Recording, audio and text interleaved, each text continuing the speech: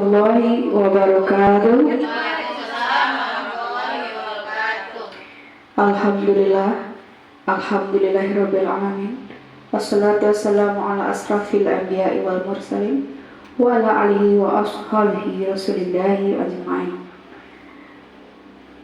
Pertama-tama, marilah kita panjatkan puji dan syukur kepada kehadiran Allah Subhanahu wa taala yang telah memberikan rahmat dan karunia-Nya kepada kita semua sehingga kita dapat berkumpul di TK Aisyah Murni yang kita cintai ini dalam rangka acara diseminisasi budaya positif. Selanjutnya, salawat beriring salam tak lupa kita hadiahkan kepada pucuk pimpinan kita yakni Nabi besar Muhammad Sallallahu Alaihi Wasallam yang telah membawa umatnya dari awal kegelapan sampai dengan penuh dengan ilmu pengetahuan seperti saat sekarang ini. Pertama sekali, terima kasih telah teman-teman semua telah hadir di acara diseminisasi budaya positif di TK Aisyah Murni yang sama-sama kita hormati Ibu Helmita SPD selaku Kepala Sekolah. Selanjutnya, tak lupa kita ucapkan terima kasih banyak atas teman-teman yang telah bersedia meluangkan waktunya di acara kita siang ini. Baiklah, tidak memperpanjang mukadimah, saya sebagai protokol akan membacakan susunan acara diseminisasi budaya positif di modul 1.4. Yang pertama, protokol yang sedang berlangsung. Yang kedua, pembacaan ayat suci Al-Quran oleh Ibu Harmi. Kepada Ibu Harmi dipersilahkan.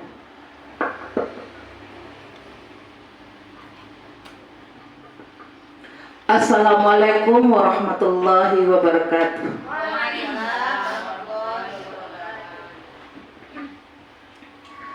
A'udzu billahi minasy syaithanir rajim. Bismillahirrahmanirrahim.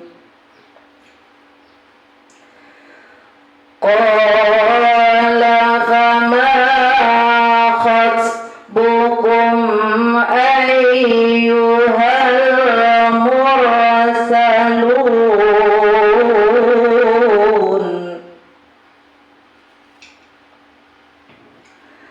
Qalu inna ursilna ila qaumin mujrimin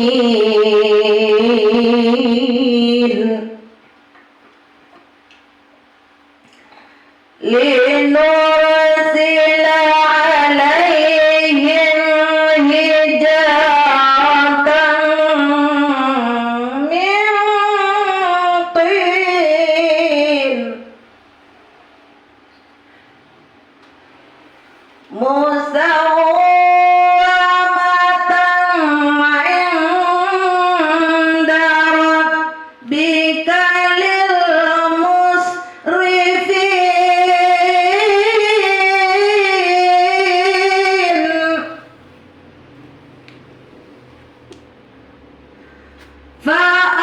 فأخرجنا من كان فيها من المؤمنين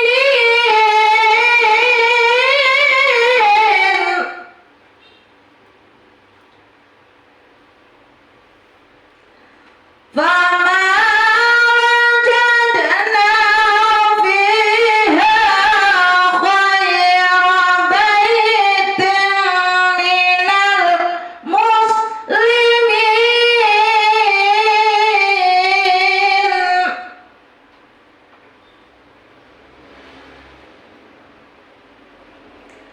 وتركنا فيها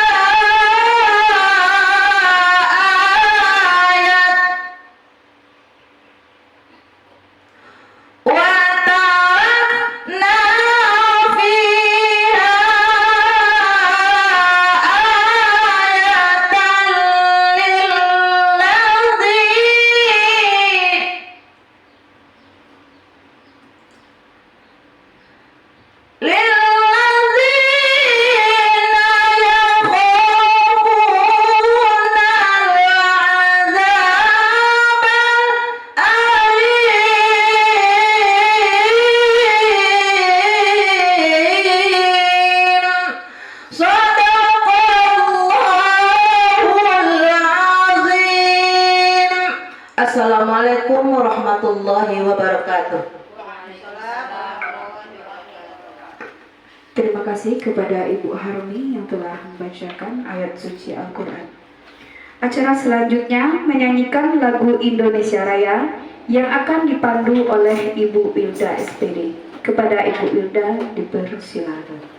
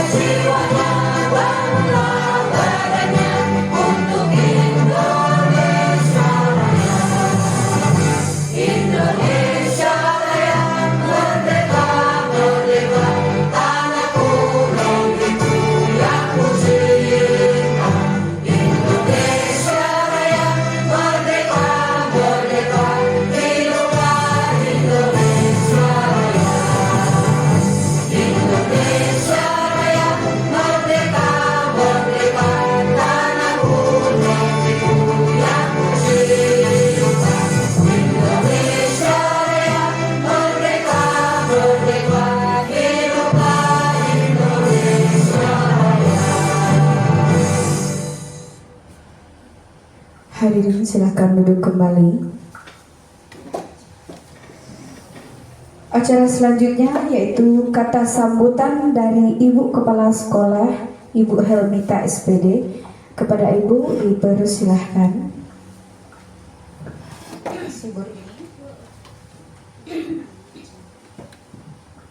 Assalamualaikum warahmatullahi wabarakatuh. Waalaikumsalam warahmatullahi wabarakatuh. Bismillahirrahmanirrahim. Asyhadu an la ilaha illallah wa asyhadu anna Muhammadar Rasulullah. Allahumma sholli ala Muhammad wa ala ali Muhammad. Puji syukur tak lupa kita ucapkan kehadiran Allah Subhanahu wa taala yang telah melimpahkan rahmat dan karunia-Nya kepada kita semua. Dengan rahmat dan hidayah-Nya juga kita bisa menghadiri mengikuti aksi nyata diseminasi budaya positif di TK Aisyah Murni nanti yang akan disampaikan oleh Ibu Ira Elvienti yang sebagaimana telah mengikuti CGP angkatan ke-12 angkatan 11 ya Bapak ya. Dan tak lupa pula salawat dan salam tak lupa pula kita kirimkan kepada junjungan kita yakni Nabi besar Muhammad sallallahu alaihi wasallam dengan hantaran kata Allahumma sholli ala Muhammad wa ala ali Muhammad.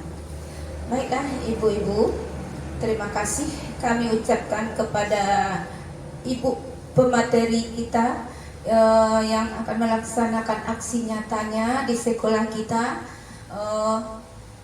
sebagaimana budaya positif yang akan diberikan oleh Ibu Ira.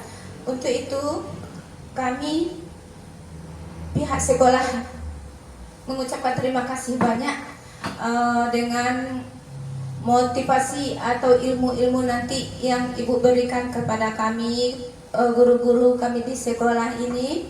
Semoga guru-guru teman-teman dari Bu Epi juga bisa mengikuti langkah atau jejak Bu Epi selanjutnya supaya bisa pula mengikuti pendidikan guru penggerak angkatan ke-12 besok ini. Insya Allah amin ya rabbal alamin.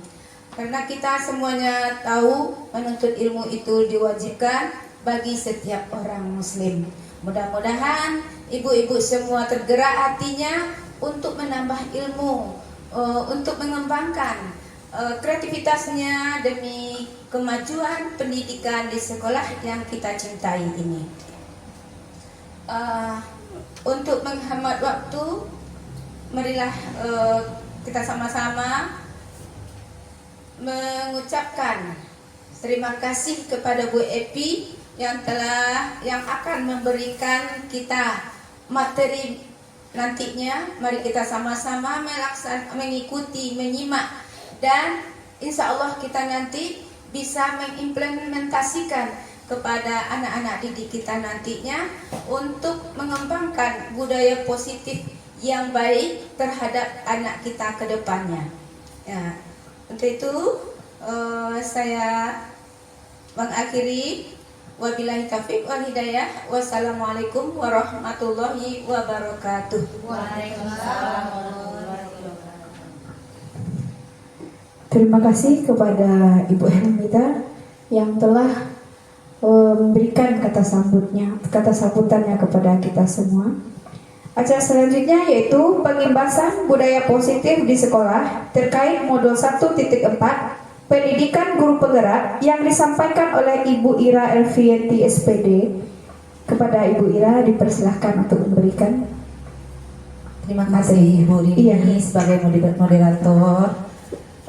Assalamualaikum warahmatullahi wabarakatuh. Masih semangat ibu-ibu sayang semua? Alhamdulillah. Kita tepuk semangat dulu atau gimana? Tepuk semangat. Semangat. Oke, berarti kita masih semangat ya. Izin ya Bu Ita, izin teman-teman semua, ibu semua. Yang terhormat Ibu Kepala Sekolah TK Aisyah Murni, yang kami hormati ibu-ibu guru, teman seperjuangan, rekan-rekan sejawat guru TK Aisyah Murni yang selalu memberi support sistem kepada saya khususnya sehingga saya bisa berdiri sampai sekarang ini. Telah mengikuti pendidikan guru penggerak sudah modul 1.4, bukan sebagai materi Ibu, tapi berbagi praktik baik. Jadi intinya apa yang didapat kita bagikan di sekolah, begitu kira-kira Ibu. Nah, pertama kali marilah kita ucapkan puji dan syukur atas kehadirat Allah Subhanahu wa taala yang telah melimpahkan rahmat dan karunia-Nya sehingga kita bisa berkumpul pada sore hari ini. Selanjutnya selawat beri salam marilah sama-sama kita kirimkan kepada junjungan kita, yakni Nabi besar Muhammad SAW dengan antaran kata Allahumma shalli ala Sayyidina Muhammad wa ala ali Sayyidina Muhammad. Semoga kita selalu mendapat syafaat dari dunia sampai akhirat kelak. Amin. Amin ya rabbal alamin. Nah, kita mulai saja, yaitu bagaimana kita penerapan budaya positif di sekolah. Lanjut dulu Bu Rin. Ya. Nah, sebelum kita mulai kita speaking dulu ya Ibu ya, biar kita lebih semangat. Silakan ibu-ibu berdiri semuanya.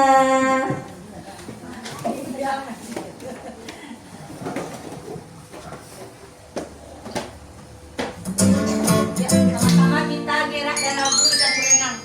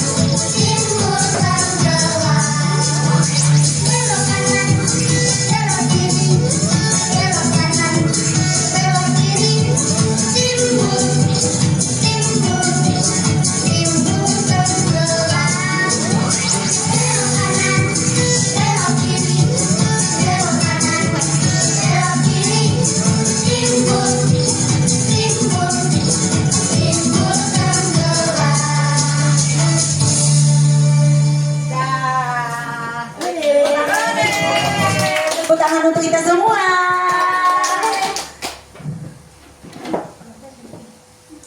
Dah, speakingnya udah. Kita lanjut ya ibu-ibu semua. Nah, ini ada pertanyaan pemantik sebelum kita lanjut ke materinya. Ini ada pertanyaan pemantik ibu-ibu. Yang pertama, dijawab ya. Pemberian hukuman dapat mendisiplinkan murid, betul apa tidak? Salah. Kita kunci dulu ya. Salah berarti. Terus, pemberian hadiah dapat meningkatkan prestasi murid. Betul. Kita kunci lagi. Terus, guru harus mampu memberikan solusi pada murid yang bermasalah. Betul, kita kunci lagi jawabannya. Terus, guru berperan sebagai teman bagi murid. Betul. Berarti jawabnya yang pertama salah. Betul, betul, betul. Ya, kita kunci, nanti kita temukan jawabannya. Next, murid. Nah, tiba kita di pengertian budaya positif. Nah, kalau kita bicara tentang budaya positif, yang terlintas di pikiran ibu-ibu apa? Budaya positif. Yang terlintas di pikirannya apa? Terlepas dari pengertian itu. Kebiasaan-kebiasaan yang ada di sekolah kita, yang baik tentunya ibu ya. Terus, ada yang lain? Cara hidup di sekolah kita. Oke, ada ibu yang lain? Nah, di sini kita melihat apa sih pengertian dari budaya positif?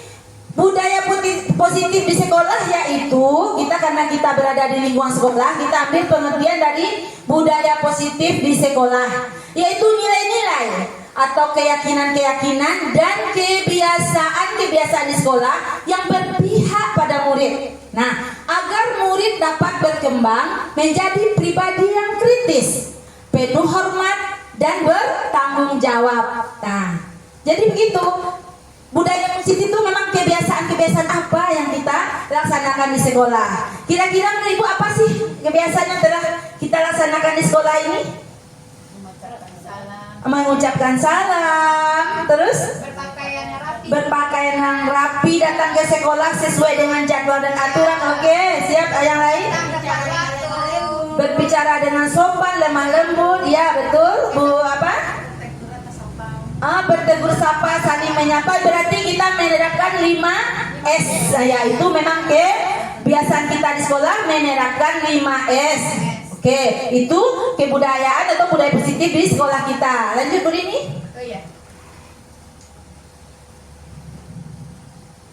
Nah, pada konsep inti budaya positif, ada nih poin-poin intinya dari budaya positif itu. Yang pertama, perubahan paradigma belajar, nanti kita bahas. Yang kedua, disiplin positif. Yang ketiga, nilai-nilai kebajikan. Yang keempat, kebutuhan dasar manusia. Yang kelima, motivasi perilaku manusia. Yang keenam, posisi kontrol guru. Yang ketujuh, keyakinan kelas. Yang kedelapan, ada segitiga restitusi. Nah, di antara 8 poin atau 8 inti konsep inti ini, kira-kira yang mana yang masih asing bagi telinga kita? Kira-kira ibu? Poin yang mana? Yang kira-kira kayaknya ini yang ke-8, segitiga restitusi. Ya, kita kunci lagi jawabannya, nanti kita pelajari tentang apa sih segitiga restitusi itu. Next, Burin. Nah, kita mulai dulu dari pembelajaran dengan paradigma baru. Nah, apa sih pembelajaran dengan paradigma baru? Pembelajaran dengan paradigma baru yaitu pembelajaran yang dirancang berdasarkan prinsip-prinsip pembelajaran berdiferensiasi. Nah, kita kunci dulu sampai situ. Sekarang saya mau tanya, apa sih yang ibu ketahui tentang berdiferensiasi ini yang bagaimana? Berkesinambungan, oke. Yang lain ada yang tahu kira-kira berdiferensiasi itu pembelajaran yang seperti apa sih? Karena kita di kurikulum Merdeka ini sering sekali mendengar pembelajaran yang berdiferensiasi, gitu. Oke, pembelajaran yang berpusat pada anak, berarti kebutuhan anak ya. Yang lanjut ada lagi? Ya. Tambahannya, pembelajaran berdiferensiasi itu pembelajaran diferen. Diferen berarti berasal dari kata bahasa Inggris berbeda. Nah, anak-anak kita mempunyai latar belakang yang berbeda, minat yang berbeda, kebutuhan yang berbeda dalam pembelajaran. Nah, kita sebagai guru harus mampu melihat apa kebutuhan anak kita tersebut. Bagaimana kita menyajikan pembelajaran yang berbeda, bagaimana kita mengadakan proses pembelajaran yang berbeda, bagaimana nantinya kita meminta produk hasil kerja anak yang berbeda. Bu Ira, gimana sih pembelajaran yang konten atau yang berbeda itu bagaimana? Nah, kalau dulu zaman kolonial, zaman awak-awak dulu beraja, mungkin kita masih berpusat kepada guru-guru di depan kelas, anak-anak di sana. Nak sayang, kerjakan ini, sama-sama kita kerjakan kan? Tapi setelah kurikulum Merdeka ini, pembelajaran dipusatkan kepada anak. Bagaimana kemampuan anak? Anak-anak ini berbeda cara pandangnya. Kita sebagai guru harus bisa melihat itu. Misalnya, anak ini belum bisa menulis. Apakah kita paksa dia untuk menulis? Tidak. Kita mengajarkan misalnya konsep huruf A, begitu ya. Nah, dia tidak mau menulis. Tapi kita mau dia bisa menulis. Atau kita mau dia tahu sama huruf A itu. Nah, disitulah kita sebagai guru mencari bagaimana caranya supaya anak tahu dengan huruf A tanpa dia menulis. Karena dia tidak mau menulis. Bu, aku tidak mau menulis. Bu, gimana ini kita paksa dia? Tentu tidak. Kita bisa mencari alternatif lain. Bisa dengan kartu huruf, bisa jadi ibu-ibu, atau dengan bahan-bahan rospar, mungkin krekel atau manik-manik yang ada di ruangan kita. Yang penting tujuannya tercapai. Nah, berdikreasi sekolah dapat menyiapkan lingkungan positif, aman, nyaman, agar anak ini mampu berpikir, bertindak, dan mencipta. Dengan merdeka, mereka bebas, terserah Bu, aku bisanya gini loh Bu. Apakah kita paksa dia seperti yang kita inginkan? Tidak, itu yang mindset kita selama ini. Mungkin kita berangsur-angsur ya memulainya, tidak total karena kita udah terbalut dengan masa yang lama. Mungkin sekarang kita mulai mengubah mindset kita karena anak itu berbeda cara pandangnya. Terus anak bertanggung jawab untuk mewujudkan profil pelajar Pancasila. Nah, di sini ada 6 dimensi profil pelajar Pancasila. Yuk sama-sama Bu, apa yang pertama? Beriman dan bertakwa. Terus apa tuh Bu Rin? Mandiri. Bukan, yang pertama beriman, bertakwa kepada Tuhan Yang Maha Esa dan berakhlak mulia. Terus mandiri, bernalar kritis, kreatif, bergotong royong, dan berkibineka global. Nah, itulah yang poin 1 pembelajaran yang berparadigma baru, pembelajaran yang berdiferensiasi. Gitu. Lanjut Bu Din. Nah, selama ini ada miskonsepsi tentang teori kontrol kita sebagai guru, ya kan? Kita sebagai guru biasanya suka ya dengarkan ibu gitu kan. Jadi ilusi guru mengontrol murid. Nah, kamu seperti ini ya. Kita ingin anak ini seperti yang kita inginkan biasanya kan. Kita ingin anak ini seperti yang kita, dia bisa begini, bisa begini, tapi pada hakikatnya anak itu berbeda. Nah, ilusi bahwa semua penguatan positif efektif dan bermanfaat. Selanjutnya ilusi bahwa kritik membuat rasa bersalah mampu menguatkan karakter. Terus ilusi bahwa orang dewasa berhak memaksa. Itu miskonsepsi yang salah yang selama ini sebagai guru kita terapkan di sekolah. Lanjut Bu Rin.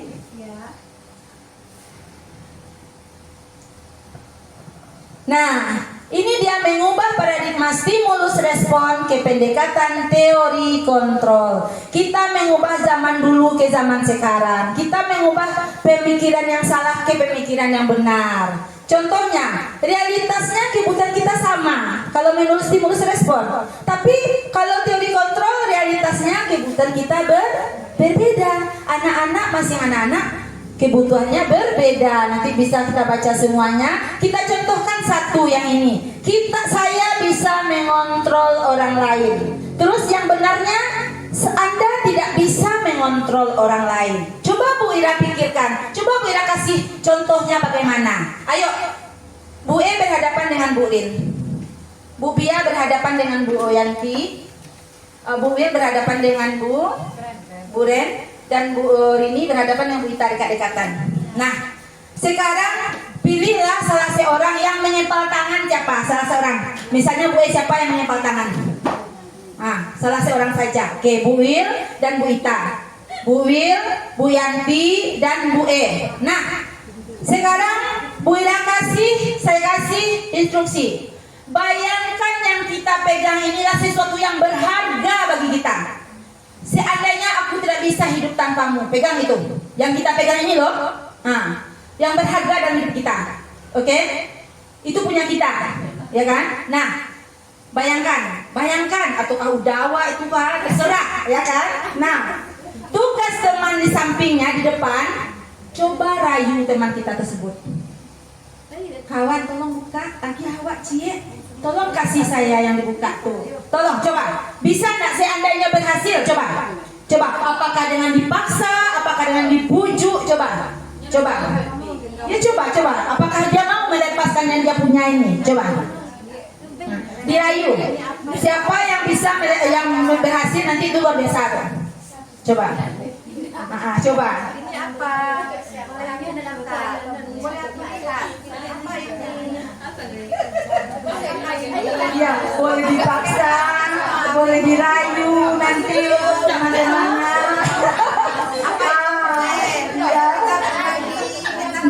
Tidak berhasil, tidak berhasil Bu Pia, tidak boleh berhasil. Menyerah. Bu Yanti minta sebagai testimoninya ke depan sebentar. Nah, tadi saya lihat Bu Yanti memegang sesuatu begitu erat ya. Berarti itu sesuatu yang berharga. Boleh saya tahu apa itu Bu Yanti? Di sini ada surat ibu yang begini. Jadi seandainya teman meminta, apakah boleh? Tidak boleh. Berarti tidak mau kan? Oke, tepuk tangan buat Bu Yanti. Nah, kita balikan ke sini lagi terkait dengan mengubah paradigma respon ke teori kontrol ini.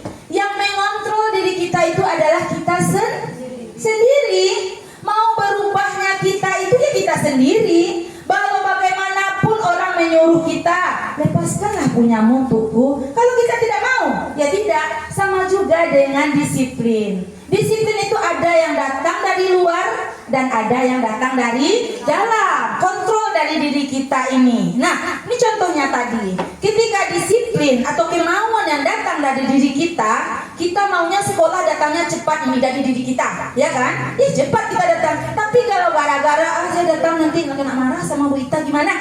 Itu tidak akan bertahan lama. Itu contohnya motivasi atau kontrol itu terletak pada diri kita sendiri. Tepuk tangan buat ibu semua. Next Bu apa? Boleh? Nah, lagi ke disiplin positif. Kita kaitkan tadi disiplin positif berasal dari kata disiplin yang artinya belajar. Disiplin mengacu pada disiplin diri yang memiliki tanggung jawab terhadap apa yang dilakukannya berdasarkan nilai-nilai yang diyakini. Terus disiplin positif merupakan salah satu cara penerapan disiplin yang bertujuan untuk menumbuhkan kesadaran serta memberdayakan peserta didik tanpa imbalan, penghargaan, ancaman atau hukuman. Nah, terjawab tadi. Pertanyaan kita yang mana tadi? Tanpa imbalan, penghargaan atau ancaman. Bu Ira, kenapa begitu? Kan anak-anak suka dikasih reward. Kan anak-anak suka dikasih imbalan. Betul nggak? Betul nggak Bu? Betul. Cuma kalau seandainya kita, kerjakan itu ya nanti buku kasih ini loh. Itu kan seandainya nggak ada reward atau imbalan dari kita, itu tidak akan terjadi lagi. Jadi itu dari luar. Nah, sebagai pendidik, tujuan kita adalah menciptakan peserta didik yang memiliki disiplin diri, sehingga mereka berperilaku mengacu pada nilai-nilai kebajikan universal dan memiliki motivasi intrinsik atau motivasi dari dalam perubahan perilaku ke arah yang lebih baik. Jadi perilaku ini ada yang dasarnya dari luar dan dari dalam. Jadi anak didik kita harapkan motivasinya motivasi secara intrinsik atau motivasi internal yang ada dari dalam dirinya sendiri. Begitu kira-kira. Lanjut Bu Rini. Nah, kita bicara nilai-nilai kebajikan. Nilai yang disepakati bersama lepas dari suku bangsa, agama, bahasa maupun latar belakangnya. Nah, ada 3 nih. Pertama profil belajar Pancasila, ibu atau primaires, untuk keterampilan hidup life skill. Nah, kita merujuk ke sini biasanya kan, ke profil belajar Pancasila, beriman bertakwa kepada Tuhan Yang Maha Esa, berakhlak mulia, mandiri, bernalar kritis, berkebinekaan global, gotong royong, dan kreatif. Itu nilai-nilai kebajikannya. Lanjut, Bu. Nah, ini kebutuhan dasar manusia. Nah, kita sebagai manusia tentu mempunyai kebutuhan dasar. Nah, apa sih kebutuhan dasar manusia? Yaitu sesuatu yang kita lakukan untuk mendapatkan apa yang kita inginkan. Seluruh tindakan yang kita lakukan memiliki tujuan tertentu, dan semua usaha yang terbaik yang kita lakukan adalah dalam rangka agar kebutuhan dasar kita terpenuhi dengan baik. Nah, kalau kebutuhan dasar kita ada apa kan? Kita upayakan bagaimana supaya tercapai. Kan begitu kan, Bu Guru? Lanjut kita. Nah, ini ada 5 kebutuhan dasar manusia. Yang pertama, kebutuhan bertahan hidup. Itu bersangkutan dengan kebutuhan jiwa kita, badan kita, jasmani kita, raga kita. Apa itu? Pertama, makanan, pakaian, tempat tinggal, keamanan, kesehatan. Nah, itu adalah kebutuhan dasar kita untuk bertahan hidup. Yang kedua, kita butuh kasih sayang dan rasa diterima. Nah, rasa diterima di sini kita butuh anak-anak kita misalnya. Mereka datang ke sekolah. Ada tuh yang MPO kan, yang butuh perhatian. Bisa jadi mereka di rumah tidak mendapatkan kasih sayang dari orang tua mereka. Kita tidak tahu apa latar belakang anak kita. Apakah mereka itu berasal dari keluarga yang broken home. Nah, tiba-tiba di rumah dia pengen cari perhatian kita. Bisa jadi dengan tidur-tiduran ya. Kan kita marah tuh, bagi kita nggak suka misalnya kan. Sebenarnya kita tidak tahu apa yang melatar belakang mereka seperti itu di rumah. Bisa jadi dengan kesibukan orang tua mereka kurang dibelai, dikasihi, disayangi. Datang lagi di sekolah, datanglah kita. Lalu Zeh. Nah, gitu kan. Jangan, karena kita tidak tahu apa yang kita inginkan. Nah, penguasaan. Mereka juga butuh harga diri, keinginan untuk dianggap, memimpin, berprestasi, diakui dan didengar. Nah, anak juga butuh penguasaan. Nah, mereka juga butuh kebebasan. Mereka ingin mandiri, memiliki pilihan, mencoba hal baru, mampu mengendalikan arah dirinya. Nah, di sini Nina tadi pembelajaran berdiferensiasi yang kita bisa terapkan. Mereka ingin mencoba hal baru, tidak monoton. Kita tidak menyajikan pembelajaran dalam satu bentuk. Kita sajikan mereka pembelajaran dengan bervariasi. Nah, selanjutnya mereka butuh kesenangan. Nah, mereka butuh bermain, mereka butuh bercanda, mereka butuh antusiasme dan tertawa. Nah, jika ada anak-anak kita suka menjahilin temannya, nah berarti anak kita masuknya ke sini nih. Mereka butuh kesenangan. Mereka senang ketika temannya menangis, ya kan? Mereka senang ketika usil.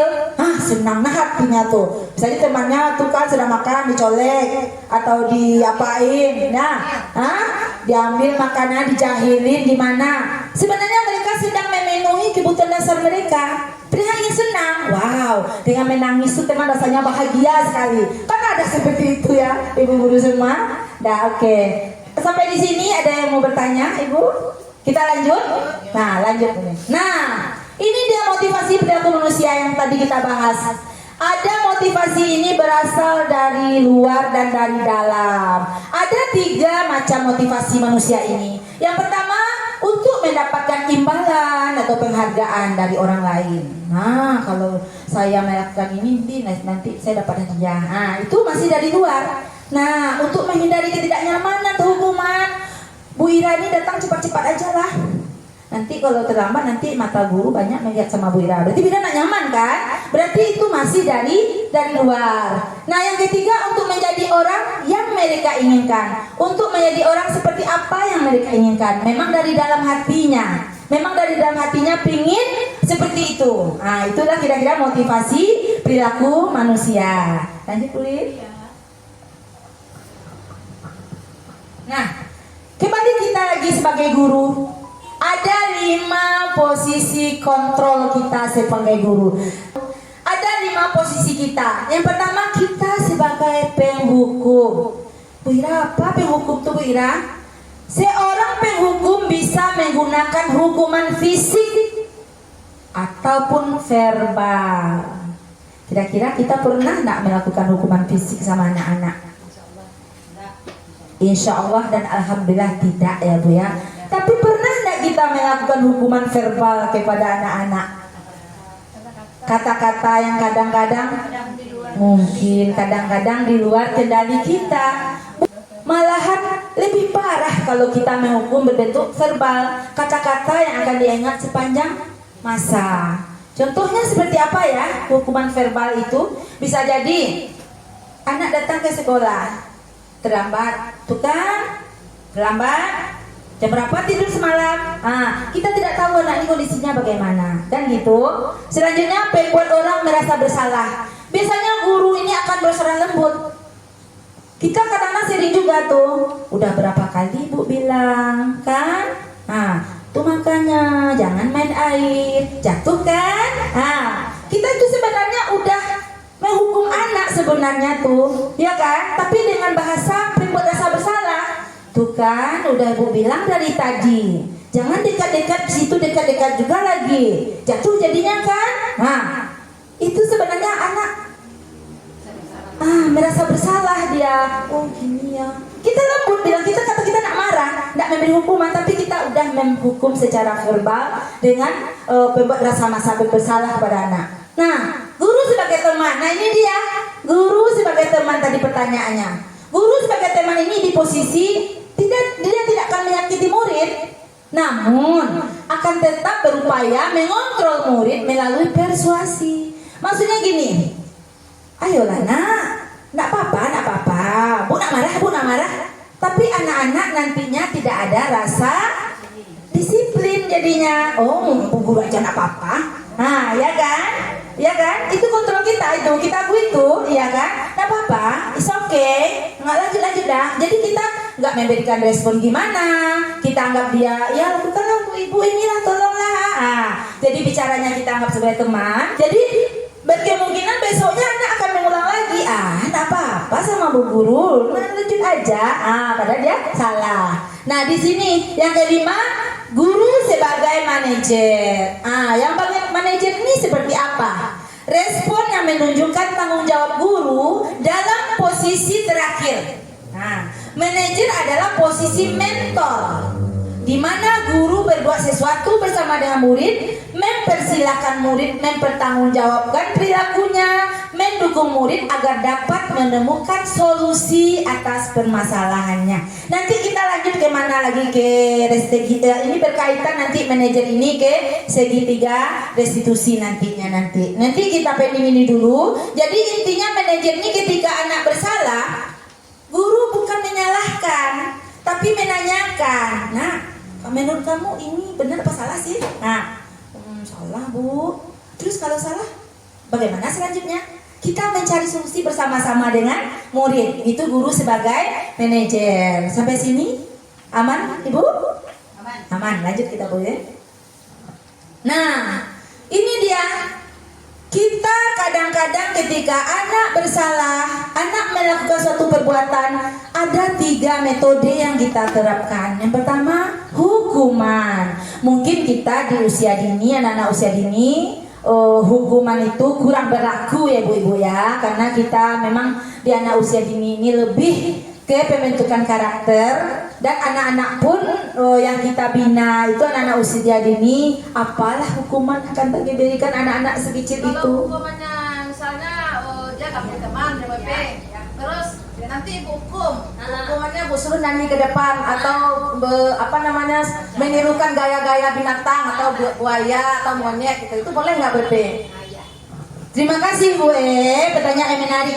Ya, Bu E bertanya, lanjut kita nanti ke konsekuensi itu Bu E ya. Kita lanjutkan ini dulu sebentar.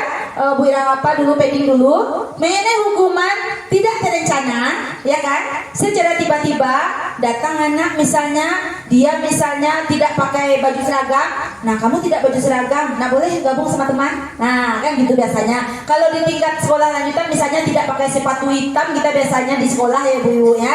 Ketika kita datang nak pakai sepatu hitam upacara datang ke sekolah, nah di pagar baru Pak Satpam atau kepala sekolah, kamu tidak boleh keluar. Nah kan tidak boleh ikut bicara nanti di keliling lapangan atau hormat bendera. Itu biasanya di zaman dulu ya. Itu bentuk hukuman tiba-tiba saja, tidak terencana kan gitu. Terus bersifat maksudnya satu arah, maksudnya dari arah atas ini nyo. Ketika Wak salah dikasih hukuman, itu satu arah. Terus yang keempat apa tuh Bu Rin? Yang di bawahnya? Berupa hukuman fisik. Berupa hukuman fisik dan psikis atau perkataan. Fisik itu bisa jadi lari di lapangan, ya kan? Hormat bendera, itu kan kita udah apa itu? Udah melakukan hukuman fisik atau kata-kata yang menyakitkan. Nah, lanjut kita ke konsekuensi. Seperti Bu E tanyakan tadi, seandainya ada anak dia jahil sama temannya, ya kan? Boleh nggak kira-kira kita suruh nyanyi atau apa gitu? Itu di satu sisi itu kan hukuman, tapi hukumannya itu yang membangun, istilahnya bisa memupuk keberaniannya. Itu masuk ke konsekuensi. Maksudnya begini, kita apakan dulu di awalnya dulu caranya ya Bu ya. Ketika kita mulai pembelajaran anak-anak, sekarang kita pembelajarannya temanya ini ya. Bu guru nanti nggak mau loh lihat anak bu guru ada yang jahil sama temannya, ganggu temannya. Nanti bagaimana seandainya ada yang jahil nanti nyanyi ke depan? Ya Bu, kita bikin kesepakatan dulu. Ya, sepakat dulu konsekuensinya. Jadi kita kasih hukuman, tapi dengan catatan kita berjanji dulu gitu loh. Nah, maksudnya seandainya ada nanti anak bu guru yang melanggarnya, mengganggu teman, dia nyanyi ke depan. Itu namanya konsekuensi. Ketika ada pelanggaran, ada sesuatu yang kita laksanakan, tapi sudah dijanjikan sebelumnya. Maksudnya ke situ ya Bu ya. Boleh nantinya, tapi kita adakan dulu kesepakatan dulu. Nanti seandainya ada anak bu guru nanti yang mau pipis, nanti itu minta izin dulu ya. Kesepakatan dulu kita bikin gitu. Gitu dikira ya Bu ya. Lanjut kita ke restitusi. Nah, restitusi ketika anak melakukan kesalahan, kita buat kondisi bagi anak itu bisa memperbaiki kesalahannya dan kita bekerja sama dengan anak kita tersebut. Maksudnya gini, ada anak-anak ini dia salah. Dia salah bukan kita judge dia, kamu salah ya, tidak boleh begitu ya. Tapi kita ajak dia menanyakan keyakinan dia. Nah, menurut kamu itu betul apa enggak? Nah, dia yang apa enggak Bu? Kalau enggak bagaimana selanjutnya? Nah, kita gini Bu, kita cari kesepakatan bersama. Itu yang namanya restitusi. Nanti kita kaji lebih lanjut lagi. Boleh? Nah, ayo, ini ada contoh penerapan 5 posisi kontrol guru. Nah, ada kasus nih. Ada anak murid tidak memakai atribut lengkap saat upacara bendera. Nah, hormat pada bendera selama 1 jam. Berarti kasusnya kita sebagai guru di sini sebagai penghukum. Nah, yang kedua, berapa kali Ibu harus memberitahu kamu? Kamu selalu mengecewakan Ibu. Nah, disinilah sebagai guru, sebagai pembuat rasa bersalah. Lanjut Bu Rin. Nah, ada contoh yang ketiga. Ayo dong, ikuti aja lah peraturan sekolah. Tolong bantu Ibu sekali ini ya. Sudah tidak apa-apa. Lain kali jangan berbuat seperti ini lagi ya. Jadi di sini kita sebagai teman, tapi coba kita lihat apa kelemahan kita di sini. Tidak ada ketegasan. Anak-anak jadinya besok akan terulang lagi, iya kan? Karena Bu guru nak marah, nggak apa-apa, gitu. Itu udah terjawab sudah ya. Kita yang di sebagai teman. Jadi teman dalam konteks kita melayani anak ketika bercerita, sharing itu tidak apa-apa. Tapi yang tidak bolehnya ketika anak melakukan pelanggaran kita bersikap sebagai teman gitu. Nah, yang keempat sebagai pemantau. Kita tuh posisinya melihat. Kamu sudah melanggar peraturan sekolah, kamu tahu konsekuensinya. Tadi kita kasih konsekuensi tadi gue. Setelah upacara kamu beli atributnya ke koperasi dan jangan ulangi lagi. Itu bagus. Cuman dia lebih ke memberi hukuman juga, cuma lebih ke pemantau, lebih baik daripada memberi hukuman. Next boleh. Nah, inilah kita sebagai manajer. Apa yang kita lakukan kita sebagai manajer? Kita bisa bertanya, apakah kamu tahu kesalahanmu? Kira-kira bagaimana kamu memperbaiki kesalahanmu? Nah, di sini kita menanyakan kepada anak kita tersebut. Nah, dengan pelanggaran dia lakukan, bagaimana inisiatifnya? Iya Pak, iya Bu, besok saya tidak ulangi lagi Bu. Jadi dia udah tercetus dari mulutnya sendiri. Next boleh? Ayo kita bermain dulu. Yang ini, kira-kira apa posisi kontrol kita kalau seperti ini? Saya kecewa sekali dengan kamu. Apa kira-kira posisi kontrol kita?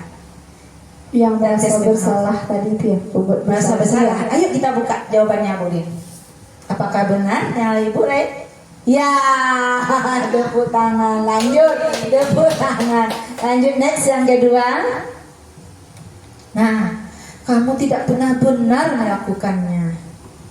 Itu kira-kira apa itu, Bu Red? Apa itu Bu Yanti? Bu E, kamu tidak pernah benar melakukannya. Hukuman? Lebih ke hukuman? Kayak berhukum itu ya. Hukuman. Ya Ibu, boleh ngantuk kepada hukuman. Lanjut. Betul. Kamu tidak pernah benar melakukannya ya Soibah. Lanjut kita murid. Kontrol apa kita? Apa rencanamu untuk menyelesaikan masalah ini? Kita tanya anak. Apa rencananya? Dengan ada kesalahan ini bagaimana sebaiknya? Itu sebagai apa kita itu? Manajer. Ya. Ya Bu ya. Ayo boleh kita buka. Tepuk samping lah dulu. Lanjut. Satu lagi. Ayolah, lakukanlah demi Ibu. Yes, lanjut next. Gerasan. Lanjut boleh. Kamu tidak pernah mendapat nilai jika tidak mengerjakan tugas. Jika itu. Kalau ini begitu. Sebagai itu. Membuat rasa bersalah tadi. Sebagai pembuat rasa bersalah itu bisa nggak? Coba kita lihat. Ayo kita buka. Pemantau. Nah kita goyang sini nih. Kan itu kan. Kita sebagai pemantau. Ya tepuk tangan dulu. Sudah mulai pemantaunya. Next boleh. Nah kita lanjut ke keyakinan kelas. Nah keyakinan kelas ya. Terus kita bertanya di otak kita, mengapa keyakinan kelas? Mengapa bukan peraturan kelas? Ayo Ibu, siapa yang tahu kira-kira? Ibu, kenapa keyakinan kelas? Kenapa tidak peraturan kelas saja? Peraturan merupakan hukuman bagi anak. Peraturan berupa hukuman bagi anak. Oke. Next. Kesepakatan. Siap. Bu Pia ada? Bu E? Lanjut sama? Dan sama? Kalau peraturan lebih mengikat ibaratnya berarti. Jadi secara keterpaksa. Besok aku pikir mau epi, aku harus tiba capek. Ibaratnya ada rasa bukan dari diri sendiri gitu. Oh gitu ya. Saya bilang itu enggak Bibi, kira-kira. Bisa jadi. Kenapa bukan peraturan? Iya. Jelas kita pahami dulu bahasanya keyakinan kelas. Keyakinan kelas ini berarti adanya kesepakatan dua belah pihak antara guru dan anak membuat suatu peraturan yang datangnya dari anak dulu. Nah, kita adakan misalnya keyakinan kelas itu kan anak dulu yang mengatakan baru kita sama-sama. Itulah keyakinan kelas. Kalau peraturan satu arah, nih ya, ibu buat peraturan, anak guru harus patuh nih semuanya. Nah, jadi anak-anak merasa terhukum, dibebani karena yang datangnya dari ibu guru dari satu arah, dari atasan saja. Nah, sesuatu yang harus dipatuhi. Nah, keyakinan kelas ini adalah nilai nilai-nilai kebajikan universal yang diyakini bersama. Jadi antara murid dan guru sama-sama membuatnya. Ringkas, pernyataan-pernyataan yang mudah dipahami, pernyataan positif, sedikit saja agar mudah diingat sesuai dengan kondisi kelas kita dan mudah diterapkan melibatkan anak-anak dan guru. Kira-kira ibu-ibu sudah membuat keyakinan kelas? Sudah. Tepuk tangan sekali untuk TK Aisyah Murni. Sudah membuat keyakinan kelas. Bu, dulu-dulu tak ada keyakinan kelas tuh Bu. Kenapa sekarang harus ada keyakinan kelas? Kan timbul lagi pertanyaan kita seperti itu. Kenapa keyakinan kelas kita buat? Karena anak-anak kita ini kadang-kadang udah berbeda zamannya sama kita. Kalau anak-anak milenial sekarang dia lebih kritis. Ah, kenapa ibu begitu? Kenapa ibu marah-marah? Sering kan kita ketemu, bu marah-marah aja. Jadi kalau seandainya kita udah buat keyakinan kelas, kita bisa, nah kemarin kita udah janji loh, kita udah sepakat loh, kita harus saling menghargai. Nah misalnya kan, kita harus mandiri. Bu guru nak, bu bukain sepatu aku bu. Jadi kan kalau kita udah buat keyakinan kelas mandiri, misalnya kita bilang, nah apa keyakinan kelas kita mandiri? Oh iya ya bu ya, aku pasang sendiri ya. Misalnya ada kelas kita berserakan, nah tolong dibersihkan ya, kita nggak perlu ribut lagi. Ibu nggak mau lah kalau kita berserakan ya, kita nggak perlu bilang seperti itu lagi. Nah coba lihat keyakinan kita kelas kita yang mana. Misalnya yang mana yang udah dilanggar. Oh iya bu, mandiri dapat dikata membersihkan mainan sendiri, berserakan. Ya konteksnya banyak mandiri itu. Jadi kita ingatkan aja, ini loh nak perjanjian kita udah sama-sama. Oh iya ya bu, begitu kira-kira. Next murid. Nah ini ada video pembuatan keyakinan kelas dari Bu Ira. Kita lanjut.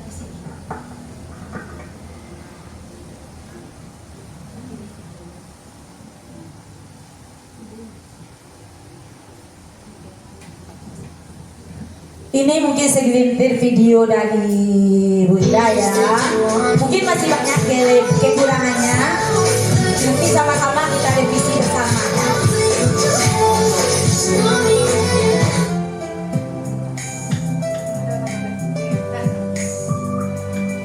Ya ini suasana di TK Aisyah Murni ketika jam belajar ya, sepi di luarnya. Selamat datang di TK Aisyah Murni.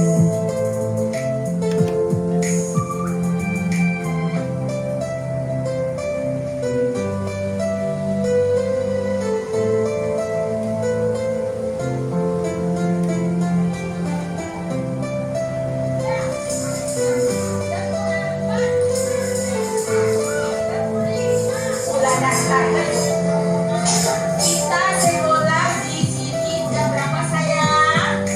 Jam 1.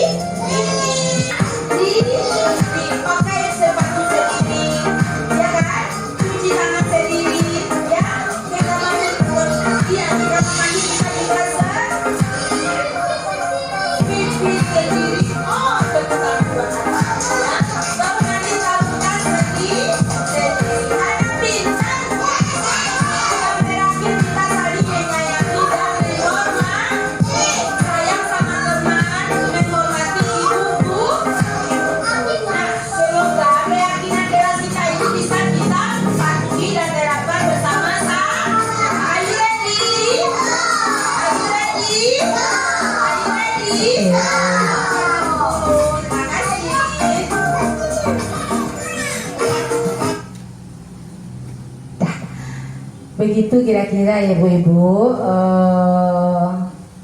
kita membuat keyakinan keras bersama-sama dengan anak murid kita. Kita tanyakan kepada mereka agar mereka ingat apa yang menjadi keyakinan keras kita bersama, gitu. Nanti kita di kelas bisa divariasikan lebih keren lagi, lebih bagus lagi. Next ya murid. Nah, sampai kita ke sini segitiga restitusi. Ini ya Bu, saya juga asing tadinya. Apa sih segitiga restitusi itu? Bagaimana sih implementasinya? Bahasanya kok tinggi sekali. Begitu saya pertamanya menganggap. Nah, setelah dipelajari ternyata tidak juga. Segitiga restitusi adalah proses menciptakan kondisi bagi peserta didik kita untuk memperbaiki kesalahan mereka sehingga mereka bisa kembali pada kelompok mereka dengan karakter yang lebih kuat. Dalam arti kata begini, ketika mereka salah, kita tidak menyalahkan gitu. Ketika mereka salah, mereka tidak merasa bersalah. Dan mereka tahu itu kesalahan mereka. Dan ketika kita sudah mengadakan segitiga ini, mereka kembali kepada temanya dengan perasaan bangga. Tidak dengan, oh tadi Ibu Guru marah ya sama kamu. Bukan seperti itu. Segitiga restitusi ini bentuknya segitiga. Yang pertama ada tahapnya menstabilkan identitas. Yang kedua kita validasi tindakan yang salah. Yang ketiga kita menanyakan keyakinan. Nah lanjut dulu, kita belajar lebih lanjut lagi. Bagaimana sih caranya kita mengimplementasikan segitiga restitusi itu? Pertama kita stabilkan identitas anak dulu. Anak salah, misalnya anak mungkin mencubit temannya, kita bisa memanggilnya. Kita stabilkan identitasnya dulu. Bisa dengan cara kata-kata, berbuat salah itu wajar nak. Nah, tidak ada manusia yang sempurna. Ibu juga pernah melakukan itu. Ibu tidak ingin mencari siapa yang salah, tapi ibu ingin kamu begini. Nah, kamu berhak merasa begitu. Ibu dulu kalau seandainya didorong, ibu benar dong. Nah, gitu kira-kira. Itu kita menstabilkan identitas anak. Next, boleh? Yang kedua, setelah kita stabilkan identitas anak, oh iya ya Bu ya, katakan. Lanjut kita validasi tindakannya yang salah itu. Nah, berdasarkan prinsip setiap perilaku berupaya memenuhi suatu kebutuhan tertentu. Maksudnya gini, kita bisa memberikan perkataan, kamu pasti punya alasan mengapa melakukan itu, ya kan? Terus padahal kamu bisa loh melakukan lebih buruk dari ini. Misalnya gini, si Budi misalnya mendorong si Jojon, didorongnya Jojon tuh kan, jatuh Jojon tuh, nangis Jojon. Padahal kamu bisa loh meninjunya sekalian, tapi kamu tidak meninju, pintar kamu. Padahal dia udah salah tuh, kita validasi dia salah, ya kan? Tapi kita tidak menyalahkan. Oh, padahal kamu bisa sambil meninju, bisa, tapi kamu tidak melakukannya. Ah, begitu. Begitu maksudnya validasi tindakan salah. Anak merasa bersalah, tapi kita benarkan. Padahal kamu bisa loh lebih parah daripada itu. Ah, begitu. Terus, oh wajar. Kamu mendorongnya pasti ingin mempertahankan sesuatu yang penting bagimu kan? Ah, jadi kita memvalidasi tindakan salah. Merasa anak tuh, oh, Bu Guru nak marah ya. Oh, mana apa-apa kata Bu Guru. Nah, tapi selanjutnya kita tanyakan keyakinannya. Next. Nah, setelah itu menurut kamu benar apa tidak perbuatan kamu? Oh tidak Bu. Nah, kalau tidak keyakinan keras mana yang kamu langgar? Saling menghargai teman Bu. Betul tidak Bu ya? Nah, apa keyakinan keras kita itu kita ingatkan. Apa keyakinan keras kita? Terus apa yang Allah kita sepakati bersama? Dan terus kalau kamu begini maunya kamu seperti apa nantinya nak? Bu, oh, saya nggak mau nakal lagi Bu. Terus kalau nggak mau nakal gimana? Minta maaf Bu. Ah, kita arahkan mereka ke arah yang lebih baik. Kita juga berperan di sini sebagai manajer. Sampai sini paham Ibu? Ada yang mau ditanyakan terkait dengan segitiga restitusi? Kita lihat videonya dulu ya bagaimana.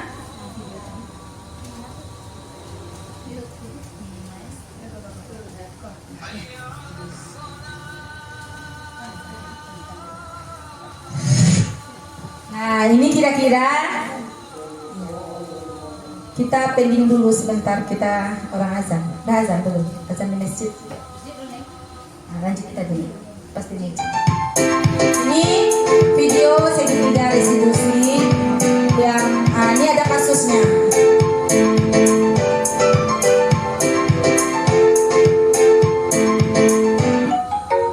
Nih. Skenario-nya ini Giselnya mendorong si Fatin. Nah, Bu Guru memanggilnya.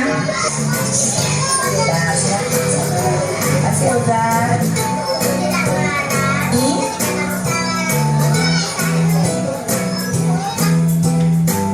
Akhirnya video selesai.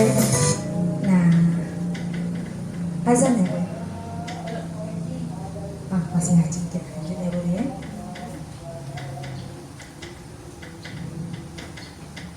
Nah, sampai kita di sini. Jadi kesimpulannya dalam penetapan tunggu dulu mengenai segitiga restitusi tadi, ibu-ibu udah paham kira-kira ibu ada yang mau ditanyakan atau bagaimana?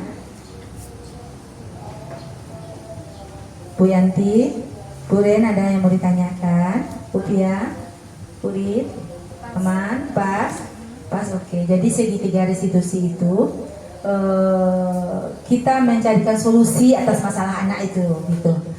Terus kesimpulannya dalam penetapan program disiplin positif, hendaknya guru memiliki standar kepribadian, profesional dan sosial yang baik, di mana guru mampu merefleksikan dirinya dalam posisi kontrol saat ini. Bagaimana dirinya sebagai among atau manajer yang menuntun murid-muridnya untuk menjadi insan mandiri, merdeka dan bertanggung jawab. Seperti filosofi Ki Hajar Dewantara bahwa pendidik kita adalah diibaratkan sebagai petani. Anak-anak kita sebagai bibit dan sekolah adalah sebagai ladangnya. Sebagus-bagusnya bibit yang kita tanam, tapi kalau kita sebagai petani tidak pandai memelihara bibit tersebut, bagus nggak kira-kira bibit yang akan tumbuh nantinya? Bibit bagus nih, super. Nah, tetapi guru tidak kasih pupuk, tidak kasih air, tidak dibenahi, tetap saja bibitnya nanti bisa terserang hama, ya kan Bu ya? Bisa tidak bagus tumbuhnya. Begitu juga dengan sekolahnya ladang. Kalau kita tidak menyediakan ladang yang nyaman, yang bersih, yang kondusif buat anak-anak kita, semak belukar akan datang mengerogoti bibit-bibit kita. Jadi tugas kita lah sebagai guru menjadi petani yang baik, menyediakan ladang yang bagus untuk bibit masa depan anak bangsa. Lanjut Bu Din. Habis. Dah, sampailah kita di ujung. Sekian dan terima kasih. Sebelum kita tutup, apakah ada dari teman-teman, dari ibu guru yang mau memberi masukan atau sesuatu yang kurang jelas dari paparan saya tadi? Apakah ada yang mau ditambahkan atau bagaimana terkait dengan budaya positif? Pas Bu Yanti, bukan ibu lain? Oke, sekian dan terima kasih. Mohon maaf apabila ada penyampaian dari saya yang kurang berkenan tadinya. Kita ambil yang baiknya, kita buang yang buruknya. Kesempurnaan milik Allah dan kesalahan milik kita. Wassalamualaikum warahmatullahi wabarakatuh. Waalaikumsalam warahmatullahi wabarakatuh. Oke, baik. Alhamdulillah kita sudah sampai di penghujung acara. Terima kasih kepada Bu Ira Elvianti, calon guru penggerak angkatan 11 yang telah memberikan banyak sekali ilmu yang tadinya kita tidak tahu ya ibu-ibu ya. Sekarang sudah lebih paham lagi, lebih mengerti lagi kalau bahwasanya kesepakatan kelas atau keyakinan kelas harus kita bikin bersama anak-anak di dalam kelas. Terima kasih sekali lagi Bu Ira Elvianti, semoga sukses jaya selalu. Mohon maaf atas segala kekurangan saya sebagai presenter untuk siang ini. Assalamualaikum warahmatullahi wabarakatuh. Waalaikumsalam warahmatullahi wabarakatuh. Assalamualaikum warahmatullahi wabarakatuh. Perkenalkan, saya Ibu Helmita SPD sebagai Kepala Sekolah TK Aisyah Murni Padang. Terima kasih kepada Ibu Ira Elvianti yang telah menyampaikan aksi nyatanya dengan kegiatan yang diseminasi budaya positif di TK Aisyah Murni, yang mana kegiatan ini merupakan tugas dari guru penggerak. Dan semoga ilmu yang didapatkan di masa pendidikan guru penggerak dapat diterapkan dan berbagi dengan guru-guru di TK Aisyah Murni kepada peserta yang mengikuti kegiatan, yang semuanya ini adalah ibu guru TK Aisyah Murni. Semoga ilmu yang didapat pada kegiatan ini dapat diterima dan diterapkan di kelasnya masing-masing. Semoga bisa merubah mindset yang menjadi kebiasaan selama ini yang kurang tepat, dan setelah mengikuti kegiatan ini bisa berubah ke arah yang lebih baik. Demikianlah yang bisa saya sampaikan. Semoga terus berbuat yang lebih baik lagi pada Ibu Ira FBNT. Semoga maju terus, bergerak terus. Semakin sukses Ibu Ira. Assalamualaikum warahmatullahi wabarakatuh. Perkenalkan, saya Rini Juta SPD. Saat ini saya mengajar di TK Aisyah Murni di kelompok B2. Saya adalah rekan sejawat Ibu Ira Elvianti yang saat ini menjalankan pendidikan guru penggerak angkatan 11. Terima kasih Bu Ira atas berbagi praktik baiknya di sekolah kita ini. Semoga kedepannya kita semua bisa menjalankan praktik baik di sekolah kita ini. Semangat Bu Ira.